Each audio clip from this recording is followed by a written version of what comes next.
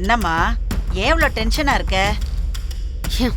எங்க என் பேரை சொல்லிடுவானோன்னு ரொம்ப பயந்து போயிட்டு சித்தி. ஆனா அந்த கேபி ஏன் என் பேரை சொல்லலன்னு தான் எனக்கு ஒன்றும் புரியல. ஆமாம்மா, எனக்கும் அதுதான் ஒன்றும் புரியல. இந்த மாமா வேற எங்க போனாருன்னு தெரியல. காலையில இருந்து ஆளைய காணோம்.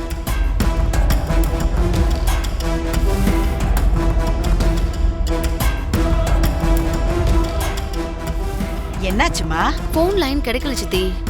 ஓ,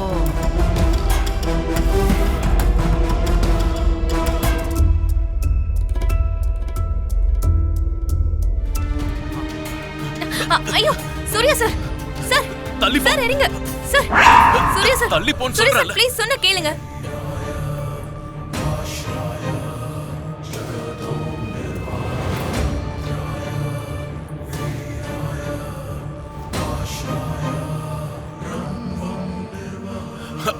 கோவப்படாதீங்க சார்.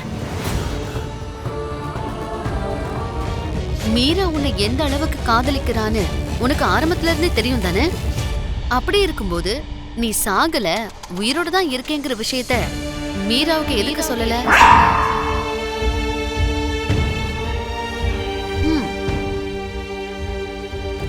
சொல்லக்கூடாதுங்கிற யோசனை உன்னோடதா இல்ல அந்த சாரதாவா?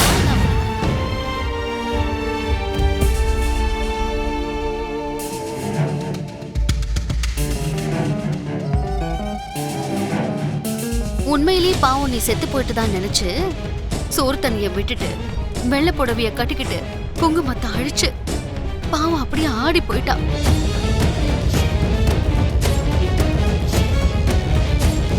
சச்சா, மீராவுக்காக நீ கொஞ்சம் கூட இறக்கப்படவே இல்லையா கேபி? நீ சாகல, உயிரோட தான் இருக்கேன்னு மீரா கிட்ட எதுக்கு நீ சொல்லல கேபி? ஆமா, அண்ணி கேக்குறது கரெக்ட் தான். எதனால அந்த ராட்சசி எனக்கு சொல்லல? அந்த எஸ்பி சூர்யா அவங்க அண்ணனை நான் தான் கொண்டுட்டு என் மேல வெறுப்போட இருந்தான். ஒருவேளை நான் உயிரோட இருக்கேன்னு தெரிஞ்சா எங்க என்னை கொலை பண்ணிட போறானோன்னு பயந்து சாரதா சொல்லவே இல்லை. உண்மையை சொல்லணும்னா இன்னைக்கு கூட அந்த எஸ்பி என்னை அட்டாக் பண்ணா. அது மட்டும் இல்ல, சொல்ல வேண்டான்னு ஐடியா கொடுத்தது சாரதா இல்ல, பூமி. சாரதாவுக்கு ரொம்ப நல்லாவே சப்போர்ட் பண்ணிட்டு இருக்க கேபி. ரொம்ப புத்திசாலித்தனமா பதில் சொல்ற. நான் கேட்டது சாரதா நீ உயிரோட தான் இருக்கேங்கிற விஷயத்த மீரா கிட்ட ஏன் சொல்லலன்னு தான்.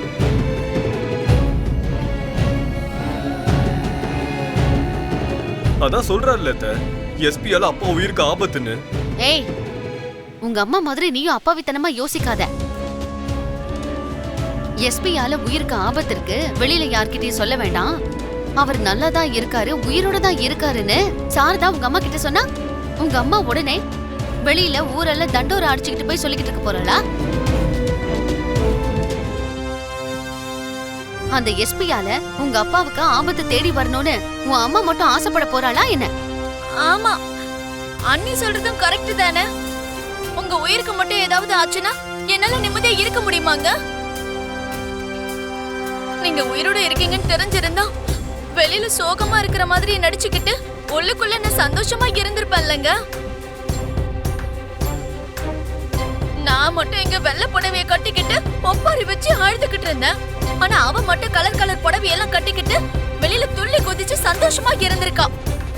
எனக்கு இந்த விஷயம் தெரிஞ்சாகணும். நீங்க உயிரோட இருக்கிற விஷயத்த எதுக்காக அவ என்கிட்ட மறைச்சா எனக்கு தெரிஞ்சே ஆகணும். சொல்லுங்க. இன்னும் உனக்கு புரியலையா மீரா? நம்ம எல்லாருடைய பார்வையிலையும் கேபிய கொன்னுட்டு அவ மட்டும் கேபியோட பெர்மனண்டா இருந்துடலான்னு முடிவு பண்ணிட்டா. அப்புறவா இப்படி தேவையில்லாம பேசாத. என்னை காப்பாத்தணும்னு நினைச்ச சாரதாவுடைய நல்ல குணத்தை அவளுடைய சுயநலமா காட்ட முயற்சி பண்ண வேண்டாம். பாத்தியா மீரா, பாத்தியா சாரதாவ ஒரு வார்த்தை சொன்னா கோவம் எப்படி பொத்துக்கிட்டு வருதுன்னு? திருட்டுத்தனமா சாரதாவோட கொஞ்ச நாள் ஜாலியா இருந்துட்டு வந்திருக்காருல்ல. பெர்மனண்டா சாரதா கூடவே இருந்துடலாங்கிற யோசனை கேபிக்கு வந்துருச்சு போல இருக்கு. சரியா சொன்னீங்க அண்ணி. அப்படிதான் இருந்திருக்கும். அதான் அவளை ஏதாவது சொன்னா இவருக்கு அப்படியே பொத்துக்கிட்டு வருது. என்ன மீரா, யாரு என்ன சொன்னாலும் நம்பிடுவியா? அவ்வளவுதானா? கண்ணுக்கு முன்னாடியே இவ்ளோ சாட்சி தெரியுது, நான் என்னமோ புதுசா சொன்ன மாதிரியே பேசுறியே கேபி. ஆமா, நீ மீராவோட கனவுல வந்த மாதிரி நடிச்சு செர்ரி வைக்க இருந்த பிண்ட பிரதானத்தை எதுக்கு தடுத்த கேபி? எதனாலனா எங்க அப்பா உயிரோட இருக்கிறதுனால. நீ கொஞ்சம் வாயை மூடிக்கிட்டு இருக்கியா?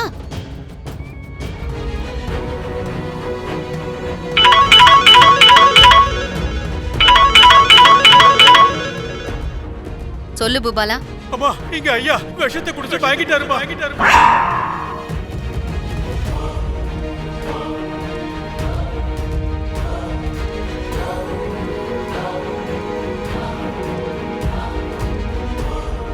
சரி, நான் இப்பவே வரேன்.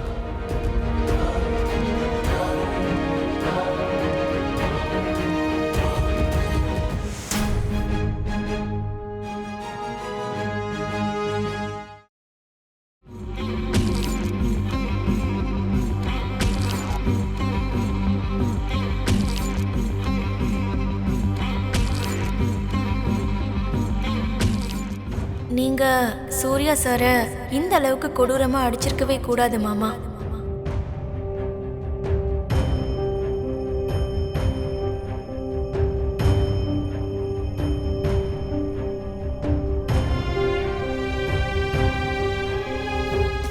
அம்மா, இதுக்கு முன்னாடி நம்ம வீட்டுல வேலை பார்த்துட்டு இருந்தால, அவ பேர் என்னம்மா? ரமணிடா. ஆஹா, ரமணிக்கு அடுத்து இன்னொருத்தி வந்தாலே, அதான் எஸ்பி சூர்யாவோட அண்ணாவை விஷம் வச்சு கொன்னால. கிருஷ்ண பிரசாத் தான் அந்த வேலையை செய்ய சொன்னார்னு சொன்னாலே அவ.